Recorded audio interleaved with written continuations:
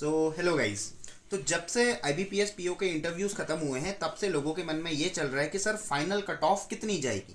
देखो, 100 में से लास्ट टाइम जो कट ऑफ गई थी जनरल की में बात करूं तो वो गई थी 47 मार्क्स। तो लोगों के मन में कन्फ्यूजन चल रहा है, सर ये 47 आखिरकार कैलकुलेट कैसे करा गया। क्योंकि अगर हम देखें तो 225 मार्क्स का मेंस होता है और वहीं दोस्तों जो आपका 100 मार्क्स होते हैं वो होते हैं इंटरव्यूज़ के लिए। तो दोस्तों यहां पर से इसका 80% और इसका सिर्फ 20%, इन दोनों के हिसाब से ये फाइनल कट ऑफ निकाली जाती है। तो इसके बाद दोस्तों नेक्स्ट में मैं आपको ये बताऊंगा कि इसको कैसे कैलकुलेट करा जाता है। तो मान लीजिए दोस्तों, जैसे इस बार की cut off nearly 71 point something है, तो हम मान लेते हैं कि इस बार वो कट ऑफ लगभग 72 है। तो अगर कोई जो स्टूडेंट है वो 72 मार्क्स लाता है आउट ऑफ 225 और इसका मल्टीप्लिकेशन अगर मैं 80 के साथ कर दूं, ये 80 के साथ इसलिए क्योंकि इसका 80% वेटेज है, तो दोस्तों ये आता है 25.6 निकल कर आता है। तो ये 25.6 जो है ये इसके मार्क्स हो गए, प्लस दोस्तों इंटरव्यूज, ये तो था मेंस में। और दोस्तों इंटरव्यू में अगर वो स्टूडेंट मान लेते हैं 80 मार्क्स लाता है, वो 80 मार्क्स वो लाया 100 में से, और इसका जो मल्टीप्लिकेशन होगा वो होगा 20 के साथ, क्योंकि उसका सिर्फ 20% वेटेज है, तो उसके हो गए टोटल 16 मार्क्स दोस्तों। तो यहां से अगर हम इन दोनों को ऐड कर दें तो हमारे जो टोटल मार्क्स निकल कर आते हैं वो आते हैं 41.6 मार्क्स के आसपास।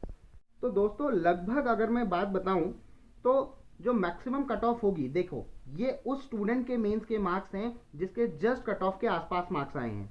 तो अगर मान लीजिए वो 100 मार्क्स भी इंटरव्यू में ले आता है, तो 100 मार्क्स कहने का मतलब 100 डिवाइडेड बाय 100 इंटू 20, तो उसके मार्क्स हो जाते हैं 20 मार्क्स इन इंटरव्यू।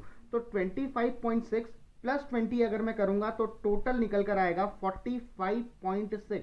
तो लगभग दोस्तों अगर हम करें बात तो 45 जो होगी वो मैक्सिमम कट ऑफ हो सकती है इस बार की, इससे ज़्यादा कट ऑफ नहीं जा सकती, क्योंकि कट ऑफ उस हिसाब से भी बनाई जाती है कि जो आपका सबसे एज पर जो कैंडिडेट है जिसके जस्ट कट ऑफ वाले मार्क्स आए हैं उसको भी चांस मिले फाइनल सिलेक्शन का। तो यहां पर हमें देखने को यह मिलेगा कि 45 मार्क्स जो होगी वो मैक्सिमम कट ऑफ होगी दोस्तों। मैंने आपको बताया कि जो मैक्सिमम कट ऑफ हो सकती है वो हो सकती है 45 मार्क्स के आसपास, और जो मिनिमम कट ऑफ इस बार की होगी वो होगी लगभग 42 मार्क्स के आसपास। तो दोस्तों इन दोनों के बीच में ही जनरल्स की जो कट ऑफ होगी वो लाई करेगी। उसके बाद दोस्तों कई लोगों के मन में ये चल रहा था, सर हमारे 80 मार्क्स के आसपास आ रहे हैं मेंस में, बहुत लोगों का ये कहना था।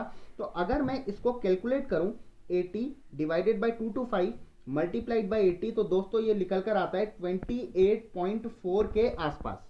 तो अगर ये 28.4 के आसपास आता है, उसके बाद आपके इंटरव्यू में मान लेते हैं आपका इंटरव्यू एवरेज के आसपास गया है। अगर आपका इंटरव्यू सिर्फ दोस्तों मान लेते हैं 14 मार्क्स का, दैट मीन्स 70 मार्क्स अगर आपके आए हैं, तो आपके जो मार्क्स आते हैं वो होते हैं 42.4, और डेफिनेटली एक अच्छी चांस आपको मिलती है क्लियर करने की। तो अगर आपके 80 मार्क्स के आसपास आप एक्सपेक्ट कर रहे हो तो दोस्तों आप ये मानकर चलो आपके इंटरव्यू में एटलीस्ट 70% मार्क्स तो आए, क्योंकि अगर आपके वो 60% मार्क्स हो जाते हैं फिर वहां पर दिक्कत है, क्योंकि उसके बाद इसमें 28.4 में बस 12 जुड़ेगा और उसके बाद वो कट ऑफ नियरली 40 के आसपास आ जाएंगे आपके मार्क्स।